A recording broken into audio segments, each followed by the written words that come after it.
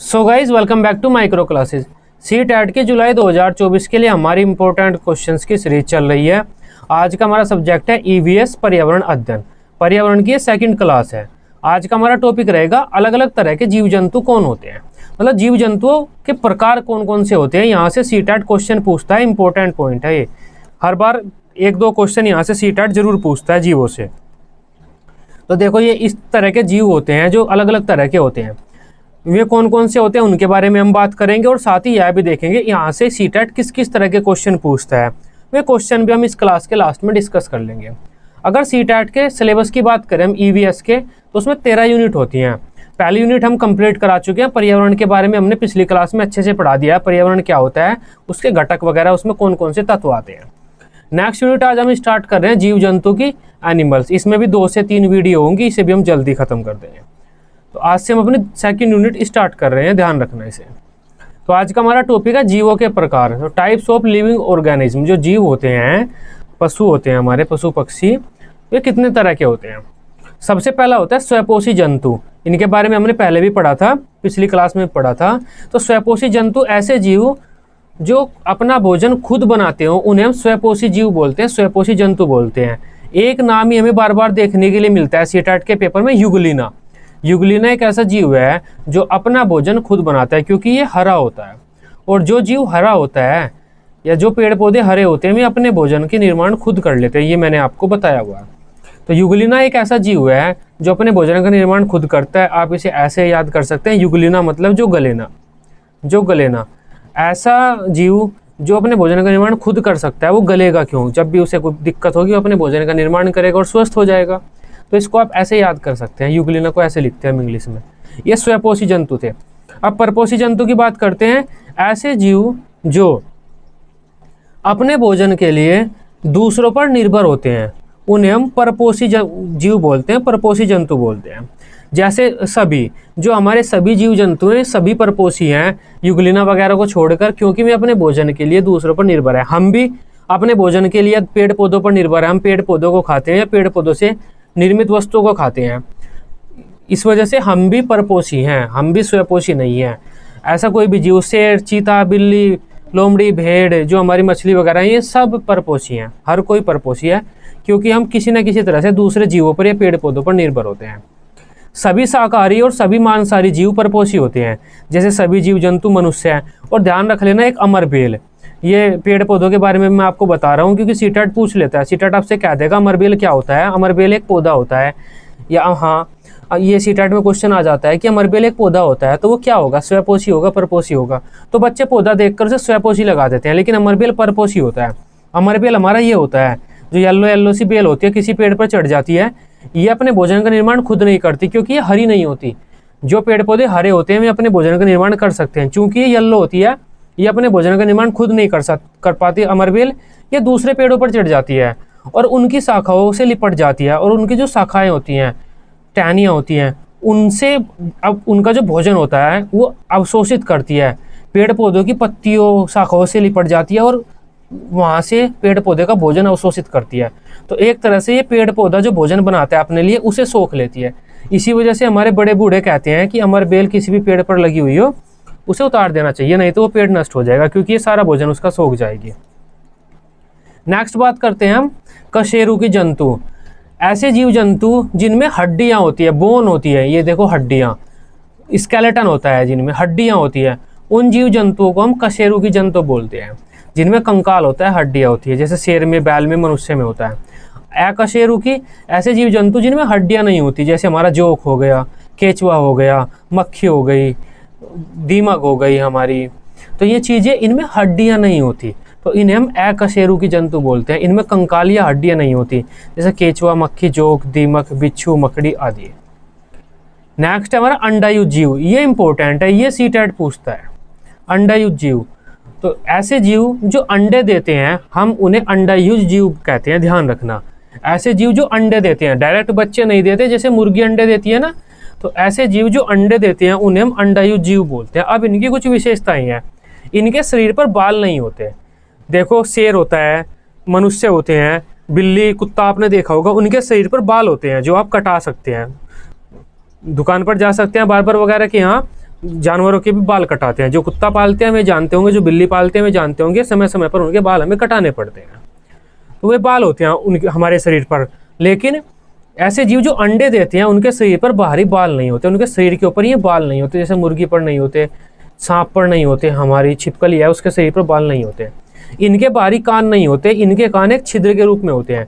जैसे ये छिपकली है, इसके कान एक छिद्र के रूप में है। जैसे इंसान के, मनुष्य के कान बाहर होते हैं, ये हमारा शेर चीता जो होते हैं इनके भी कान बाहर होते हैं, कुत्ते बिल्ली के भी कान हमारे बाहर लटके हुए होते हैं। लेकिन जो जीव अंडे देते हैं उनके कान एक छिद्र के रूप में होते हैं, छेद के रूप में होते हैं। उनके कान बाहरी नहीं होते हैं, कोई बाहरी पलट नहीं होती, उनके बाहरी आवरण नहीं होता कानों के ऊपर। तो ये इनकी कुछ विशेषताएं हैं। जैसे कछुआ हो सकता है हमारा, छिपकली हो सकता है, मेंढक हो सकता है, पक्षी हो सकते हैं सभी, या मगरमच्छ। अब सीटेट आपसे पूछेगा ऐसे जीव जो अंडे देते हैं उनकी क्या विशेषताएं हैं। तो ऐसे जीव जो अंडे देते हैं उन्हें अंडायुज कहते हैं हम। इनके शरीर पर बाल नहीं होते, इनके कान नहीं होते, इनके कान एक छिद्र के रूप में होते हैं। नेक्स्ट है हमारा जरायुज जीव। ऐसे जीव जो बच्चे देते हैं उन्हें हम जरायुज जीव बोलते हैं। इनके बाहरी कान भी होते हैं जैसे मनुष्य के होते हैं, शेर चीते के होते हैं, और इनके शरीर पर बाल भी होते हैं। हमारे शरीर पर भी बाल होते हैं और कुत्ता बिल्ली के पर भी होते हैं। जैसे कुत्ता बिल्ली, गाय, शेर, भालू, मनुष्य, ये जरायुज हैं, ये अंडायुज हैं। इनकी विशेषताएं ध्यान रखना, कान नहीं होते, बाल नहीं होते। यहाँ पर कान भी होंगे, बाल भी होंगे। स्तनधारी की बात कर लेते हैं, मैमल्स क्या होता है। ऐसे जीव जो अपने बच्चों को दूध पिलाते हैं, जैसे गाय, भैंस, मनुष्य, ऊंट, ये क्या करते हैं, जो उनके बच्चे पैदा होते हैं उन्हें दूध पिलाते हैं। ऐसे जीवों को हम स्तनधारी बोलते हैं।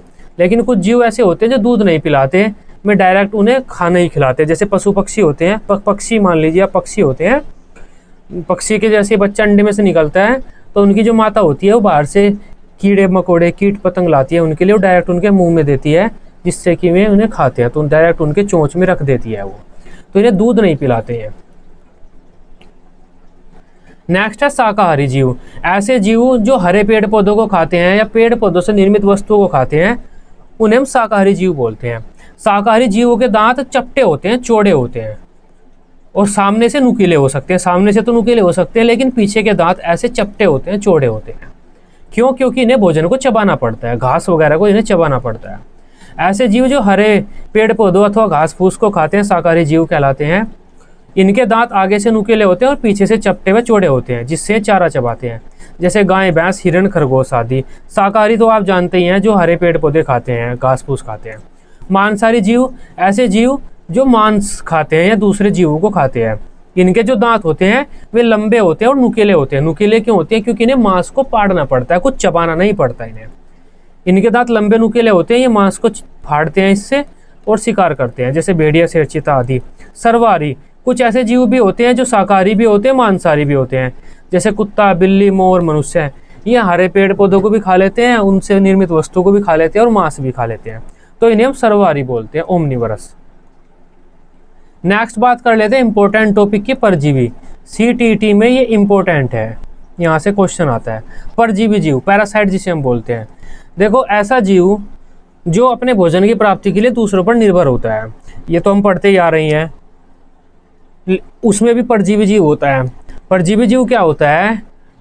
अगर वह किसी जीव के शरीर से चिपक गया तो वह भोजन प्राप्त करता है। इस कड़ी में जिस जीव के शरीर से ये चिपका है उस जीव को नुकसान होता है, उस जीव को हानि उठानी पड़ती है।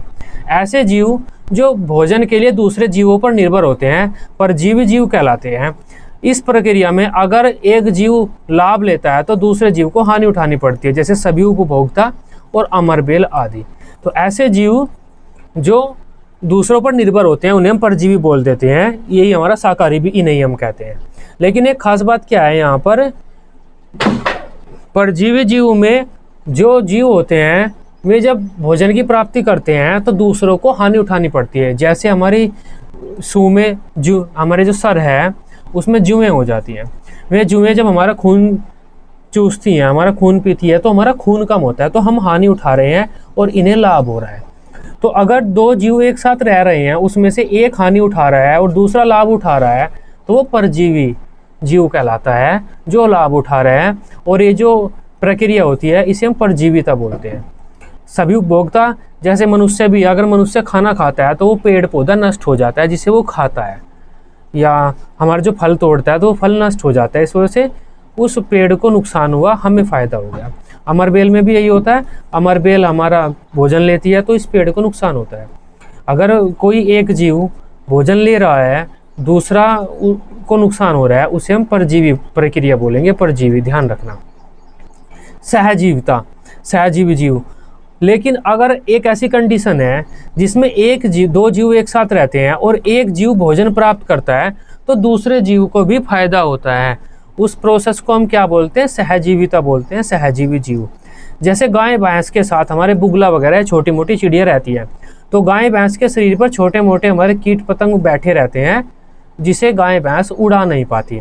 तो ये जो हमारी चिड़िया वगैरह होती हैं, बुगले वगैरह होते हैं, ये इन कीट पतंगों को खाते हैं, तो इससे इन्हें तो भोजन मिल रहा है, लेकिन गाय भैंसों को भी फायदा हो रहा है क्योंकि उन्हें इन कीटों से मुक्ति मिल रही है जो इनके शरीर को का जो खून है उसे चूस रहे थे। तो इस प्रक्रिया में क्या हुआ? दो जीव एक साथ रह रहे हैं, एक जीव अगर भोजन प्राप्त करता है तो दूसरे को भी लाभ प्राप्त होता है उससे। इस प्रक्रिया को हम क्या बोलते हैं? सहजीविता बोलते हैं।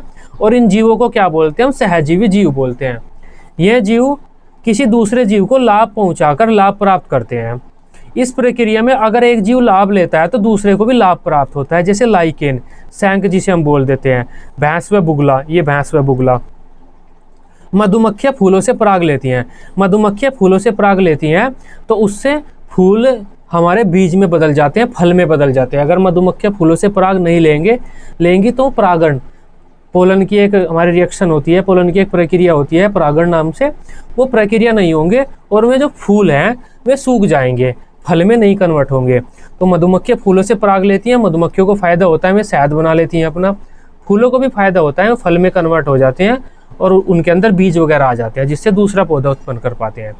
लाइकेन जो हमारा सैंक होता है ये काई टाइप में होता है, ये इसमें कवक और शैवाल में सहजीवी साझेदारी होती है, ध्यान रखना। लाइकेन एक सहजीविता को बढ़ावा देता है, सहजीवी जीव है, इसमें कवक और शैवाल में सहजीविता होती है। ये सीटेट पूछता है यहाँ से भी और यहाँ से भी। एक बार और बता देता हूँ इन दोनों को मैं। अगर दो जीव एक साथ रह रहे हैं और एक भोजन प्राप्त कर रहा है तब दूसरे को हानि हो रही है, उसे तो हम परजीवी बोलेंगे, परजीविता बोलेंगे। लेकिन अगर एक भोजन प्राप्त कर रहा है और दूसरे को लाभ हो रहा है उसे हम सहजीविता बोलेंगे, ध्यान रखना, आसान सा पॉइंट है। सहभोजी, अब ये इन दोनों से अलग है।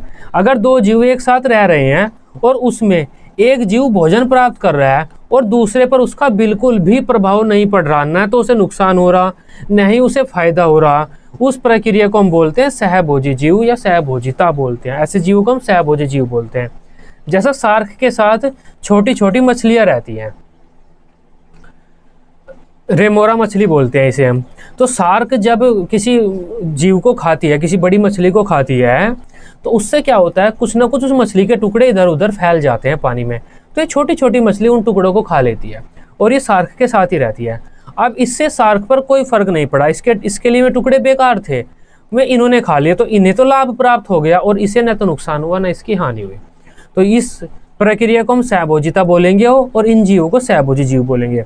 अगर दो जीव एक साथ रह रहे हैं और एक जीव भोजन प्राप्त करता है और दूसरे को न तो हानि होती और न लाभ होता, उसे हम सहभोजिता बोलेंगे, सहभोजी जीव। लेकिन अगर एक जीव भोजन प्राप्त करता है, दूसरे को हानि होती है, उसे हम परजीवी जीव बोलेंगे, परजीविता। लेकिन अगर एक जीव भोजन प्राप्त करता है, दूसरे को लाभ होता है, तो उसे हम बोलेंगे सहजीवी, इसे हम बोलेंगे सहजीवी जीव। इनका नाम थोड़ा सिमिलर है, ध्यान रख लेना। ऐसे जीव जो बिना दूसरे जीवों को लाभ या हानि पहुंचाए अपना भोजन ग्रहण करते हैं, इस प्रक्रिया को हम सहभोजिता बोलते हैं। इस प्रक्रिया में एक जीव किसी दूसरे जीव से लाभ लेता है, लेकिन दूसरे जीव को पहले जीव से न तो कोई लाभ प्राप्त होता न ही कोई हानि प्राप्त होती। जैसे बुगला किसानों के साथ रहता है और जानवरों के साथ रहता है, बुगला किसानों और जानवरों के आसपास रहता है। जब किसान घास से और खेतों से गुजरते हैं तो उनके गुजरने से कीट पतंग उड़ जाते हैं जो घास में छिपे हुए होते हैं। जब वे कीट पतंग उड़ते हैं तो बुगला उन्हें खा लेता है। इससे जो किसान है या जानवर है उन्हें न तो कोई नुकसान हुआ न कोई फायदा हुआ, लेकिन बुगले को फायदा हो गया। सार्क मछली और जो रेमोरा होती है उसमें भी सहभोजी संबंध होता है। सार्क मछली के साथ रहती है ये रेमोरा मछली, सार्क के बच्चे कुछ टुकड़े खा लेती है। नेक्स्ट है हमारा मृतोपजीवी। मृतोपजीवी में होते हैं जो मैंने आपको बताया था, स्कैवेंजर अपघटक में ही हमारे मृतोपजीवी होते हैं।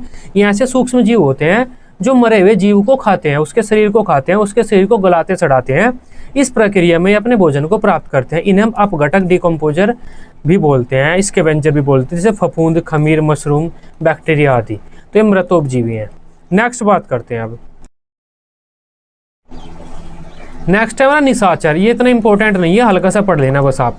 निशाचर जो होते हैं ऐसे जीव जो रात को शिकार करते हैं, रात को उड़ते हैं, दिन में सो जाते हैं, रात को उड़ते हैं, रात को शिकार करते हैं, अपना भोजन ग्रहण करते हैं, उन्हें हम निशाचर बोलते हैं। उल्लू, रकून, चमगादड़ इसमें प्रमुख हैं। इंपॉर्टेंट पॉइंट इसमें से ये है इंपॉर्टेंट, जो रात को उड़ने वाले जीव होते हैं वे सभी वस्तुओं को रात में काला और सफ़ेद देखते हैं। उन्हें ब्लैक एंड वाइट चीज़ें दिखती हैं, क्योंकि रात में सूर्य का प्रकाश नहीं होता और सूर्य के प्रकाश की अनुपस्थिति में हम चीज़ों को रंगीन नहीं देख सकते, क्योंकि स्पेक्ट्रम वगैरह नहीं होगा। साइंस के बच्चे समझ जाएंगे।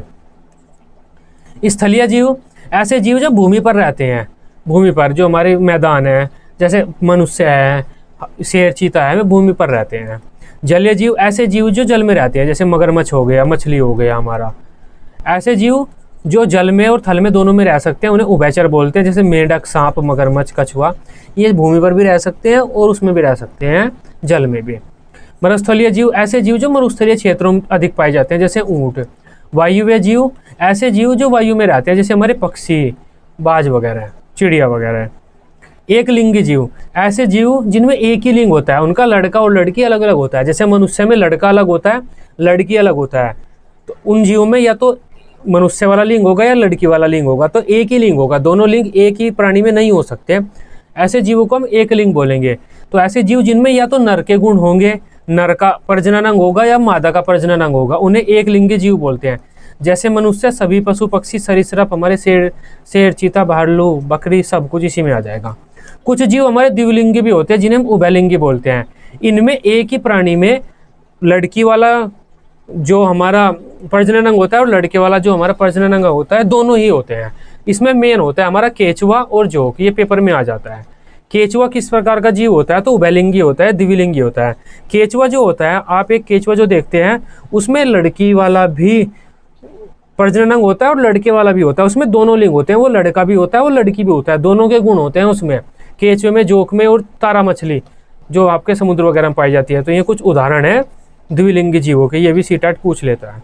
नेक्स्ट है हमारा कीटों का जीवन चक्र। ये इंपॉर्टेंट पॉइंट है, ये सीटेट ने नया नया पूछना शुरू किया है। कीट कैसे बनते हैं, मतलब कीटों के बनने की प्रोसेस क्या होता है। सबसे पहला तो अंडा आएगा सबसे पहले। अंडे में से लार्वा निकलेगा। लार्वा ऐसा होता है, ऐसा लार्वा होता है, ध्यान रखना। लार्वा का रंग जो होता है वो भूरे टाइप से में होता है। ज़्यादातर जो लार्वे होते हैं भूरे होते हैं, ये भी सीटेट ने एक बार क्वेश्चन पूछ लिया था। और उसके बाद प्यूपा, ये लार्वा क्या करेगा, थोड़े टाइम के बाद अपने चारों तरफ शरीर के एक खोल, कवर बना लेगा, जिससे इसे मजबूती मिल जाए या बाहर से खतरा थोड़ा कम हो जाए, और निंद्रा में चला जाएगा थोड़े टाइम के लिए। उसे हम प्यूपा बोलते हैं। और उसके बाद हमारा प्यूपा में से हमारा परिपक्व कीट निकलेगा। अधिकांश कीटों का जो लार्वा होता है वो भूरे रंग का होता है, जैसे इल्ली, भृंग, मच्छर, मक्खी आदि कीटों के लार्वा होते हैं। ये इंपॉर्टेंट पॉइंट है, ये भी ध्यान रखना इसे भी आप, ये इंपॉर्टेंट पॉइंट है ये वाला। सीटेट पूछ लेता है इसे भी, इसमें से किसके कौन से कीट ऐसे हैं जिनका लार्वा होता है। तो मैं आपको इसको अच्छे से एक्सप्लेन कर देता हूँ। सबसे पहले तो एग आएगा, एग में से लार्वा निकलेगा। लार्वा भोजन खाएगा पिएगा, जितना भी है खा पी सकता है, 2-3 दिन अच्छे से खाएगा पिएगा, एनर्जी इकट्ठी करेगा। और एनर्जी इकट्ठी करने के बाद ये एक जगह स्थिर हो जाएगा, रुक जाएगा सुरक्षित जगह देखकर, और अपने चारों तरफ एक खोल बना लेगा सुरक्षा के लिए। और इस खोल में ये थोड़ा बड़ा होगा, और जब ये पूरा परिपक्व जीव बन जाएगा और तब इस खोल में से बाहर आएगा। अगर हम तितली की बात करें, तितली को देखो आप, तितली का अंडा होता है, अंडे में से कैटरपिलर निकलता है। कैटरपिलर तितली के लार्वा को हम बोलते हैं, ये तितली होता है। कहीं भी आप ये देखो, इस जीव देखो, ये कीड़ा देखो आप कहीं भी, इसका मतलब है ये तितली है। लेकिन तितली का सिर्फ ये बच्चा है, लार्वा है अभी। तो ये जगह जगह पर जाएगा, भोजन खाएगा। जब इसका भोजन की पूर्ति हो जाएगी तो ये प्यूपा बन जाएगा, मतलब ये परिपक्व स्टेज में आने के लिए प्यूपा बन जाएगा। अपने चारों तरफ एक खोल बना लेगा, ये भोजन इसने खा लिया है, अब प्यूपा बन जाएगा। और हफ्ते 10 दिन, महीने, 2 महीने के लिए ये इसी खोल में रहेगा। और जब जो जीव है वो परिपक्व हो जाएगा, तितली पूरी बन जाएगी, तब ये इस प्यूपा में से ऐसे बाहर निकलेगी और बाद में उड़ने लगेगी। तो ये हमारा कीटों का जीवन चक्र होता है। ये बात बढ़िया, कहीं पर भी आप इस जीव को देखो, इस कीड़े को देखो तो ध्यान रखना, ये तितली है, इसको मार मत देना। लार्वा ऐसा होता है, अंडे में से ऐसा लार्वा निकलता है। प्यूपा ऐसा होता है, ध्यान रखना। ये भी लार्वा है, ये भी लार्वा है, ये भी लार्वा है। अलग अलग जीवों के अलग अलग लार्वा होते हैं। तो ये आज का हमारा टॉपिक था। अब बात कर लेते हैं कि यहाँ से सीटेट किस किस तरह के क्वेश्चन आपसे पूछता है। हमारा सबसे पहला क्वेश्चन है, स्वपोषी तथा परपोषी जीवों की क्या विशेषता होती है। स्वपोषी जो अपना भोजन खुद बनाते हैं जैसे युगलिना, परपोषी जो अपने भोजन के लिए दूसरों पर निर्भर होते हैं बाकी सभी जीव। ये दोनों पेड़ों पर ही निर्भर होते हैं, गलत बात है। ये दोनों अपना भोजन खुद बनाते हैं, ये भी गलत बात है। स्वपोषी पेड़ों पर निर्भर होते हैं, गलत बात है। परपोषी नहीं, ये गलत बात है। परपोषी तो पेड़ों पर निर्भर होते हैं लेकिन स्वपोषी नहीं, तो ये बात सही है इसकी। इसका सही आंसर डी हो जाएगा। परपोषी तो पेड़ों पर निर्भर होते हैं लेकिन स्वपोषी अपना भोजन खुद बनाते हैं। विषम को चुनिए। मेंढक, केचुआ, जोक, दीमक। देखो मेंढक में हमारा स्केलेटन होता है, हड्डियाँ होती है, तो विषम हमारा मेंढक हो जाता है। नेक्स्ट है, निम्नलिखित में से सही कथन को चुनिए। जिन जानवरों के बाहरी कान व शरीर पर बाल होते हैं वे बच्चे देते हैं, गलत बात है। जिनके बाहरी कान होंगे और शरीर पर बाल होंगे वे, इनमें से हमें सही कथन को चुनना है। दोबारा देख लेते हैं क्योंकि इसमें 1 2 3 दिया हुआ है। तो ये जो हमारे सही कथन दिए हुए हैं, ये कुछ कथन दिए हैं, इनमें से हमें सही को चुनना है, कौन कौन सा सही है। दोबारा पढ़ते हैं। जिन जानवरों के बाहरी कान होते हैं और शरीर पर बाल होते हैं बच्चे देते हैं, ये बात इसकी ठीक है, क्योंकि जिनके कान होंगे और बाल होंगे वे बच्चे भी देंगे। जिन जानवरों के बाहरी कान व शरीर पर बाल नहीं होते वे अंडे देते हैं, ये भी बात ठीक है। जिन जानवरों के बाहरी कान व शरीर पर बाल होते हैं वे अंडे देते हैं, ये गलत है। जिन जानवरों के बाहरी कान और शरीर पर बाल नहीं होते वे बच्चे देते हैं, ये गलत बात है। तो इसका पहला और दूसरा सही है, तो पहला और दूसरा यहाँ पर लिखा हुआ है, तब इसका सही आंसर डी हो जाता है। नेक्स्ट क्वेश्चन की बात करते हैं हम। भैंस की पीठ पर अक्सर बुगला बैठ जाता है, वो क्यों बैठता है। क्यों घास में पाए जाने वाले कीटों को खाता है। भैंस की पीठ पर बैठकर गाना गाता है, गलत बात है। उड़ने के बाद थोड़ा आराम करता है, ये भी गलत बात है। भैंस की पीठ पर जो परजीवी कीट होते हैं, जीव बैठे होते हैं, वो उन्हें खाता है। इसका आंसर डी हो जाता है। नेक्स्ट क्वेश्चन है, रात में जो जागने वाले जानवर होते हैं या जीव होते हैं वे हर चीज़ को कैसे रंग का देखते हैं, तो ब्लैक एंड वाइट देखते हैं। इसका सही आंसर बी हो जाएगा। रात को जागने वाले जीव जंतु हर चीज़ को ब्लैक एंड वाइट देखते हैं। नीचे दिए हुए सभी जानवरों में निम्नलिखित कौन सी विशेषताएं पाई जाती हैं। छिपकली, गोरैया, कछुआ, सांप, तो इनमें कौन सी विशेषताएं हैं। ये अंडे देते हैं, ये बात ठीक है, क्योंकि छिपकली, गोरैया, कछुआ, सांप इनके कान नहीं होते और इनके शरीर पर बाल भी नहीं होते, तो ये अंडे देंगे, ये बात ठीक है। जहरीले होते हैं, तो कछुआ और गोरैया जहरीली नहीं होती।